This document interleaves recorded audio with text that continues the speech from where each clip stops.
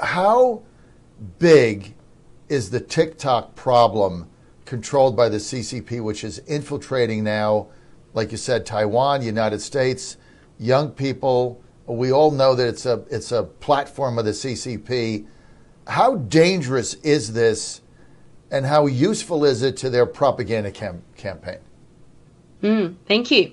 This is it's a very big tool, and it is actually very effective because many people, for example, like we as a part of a young generation, if they don't know the real truth of what is happening, the reality in the world, and they just go through, scroll across the TikTok, scroll across their media platforms, expecting to get news, expecting to get the truth from what they see. But in what is actually happening is that they are expecting and they are accepting what is being fed to them, and that is the false, and that is the deceiving.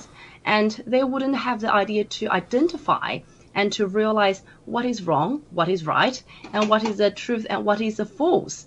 So, it's actually very dangerous because many of them, they don't know what is going on. And, if they don't have an idea for the history or the understanding of the CCP, then it is very easily deceived.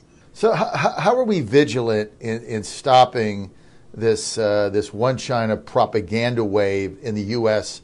as it relates to Taiwan? Because it's a very effective strategy that you're outlining here, Anna. What they have is basically, take Taiwanese young people, bring them into Beijing, show them the new fashion, basically showing them a facade, a phony playpen of what life there is, and then sending them back, and they're like, well, hey, it's really not that bad there. They have all this fashion. They have a great culture. Maybe we should combine.